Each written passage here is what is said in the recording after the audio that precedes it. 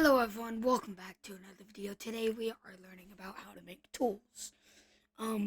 Tools are a little bit advanced if you're a beginner. So, if you are a beginner, I'd recommend watching some of my other videos to learn other stuff. Okay, so first thing you want to do is you want to go into Workspace and add a tool. Right? This tool, it won't show up in Workspace at all. So that's why you gotta add something in it, like, let's say, a part. So this part is not gonna work. Why? Because if you go into the tool, it requires a handle. The handle is where you will pick up the item. And I'm going to turn off can be dropped because I do not want it to be dropped.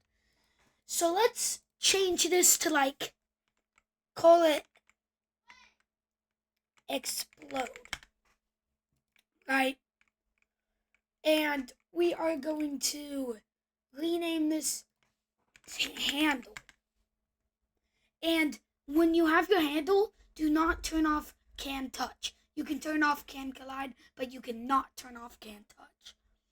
And what I'm going to do is I'm going to make this handle, since this handle is just what you hold, I'm going to make it transparent. I'm going to turn off can collide, and I'm going to make it something else, another part attached to it. And the part will be farther out. And how do you, because if you run the game and pick it up, it's only going to pick up the handle, not that part. So to do this, I'm just going to rename this particles or whatever. And I'm going to, so basically you do weld constraint. You put it in the handle, set part 0 to handle, set part 1 to the second one. And as it shows here, it will basically just connect these like they're one, like they're anchored, but they don't have to be anchored, and they also act like they're unanchored. Or it's kind of confusing, but it makes sense at the same time. I'm also going to add particles into this. So if we go and start the game, and we pick it up, it's farther out. And that's exactly what we wanted. But it's also to the side.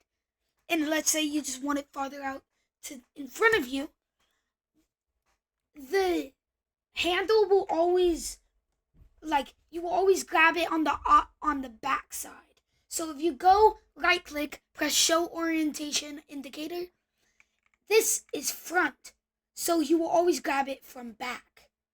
So if we turn this facing towards that, it should grab it how we want it. So we go here, and yes, it is.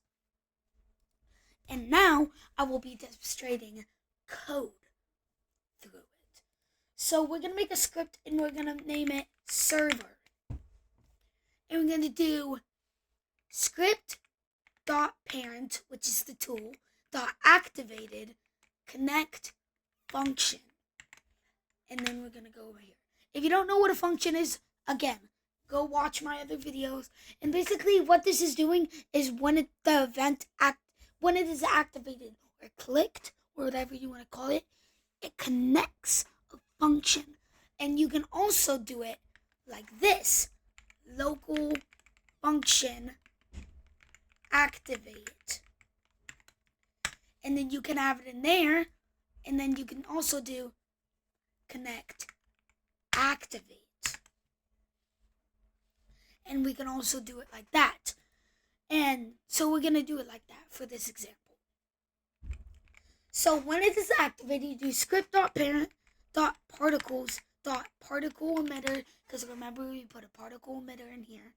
We're going to do .enabled equals false. So it disables the particles. We're also going to make an explosion. So explosion equals instant.new explosion. Explosion.parent equals game.workspace. And AI is doing everything for us right now. Explosion.position equals script.parent.position. That's not correct. Actually, Actually, I think it is. No. Dot particles dot position. And then we're not going to do script.parent destroy. So when this is activated, it's going to turn off the particles and make an explosion. So let's test this out. So we walk up to it, grab it. It explodes and turns off the particles.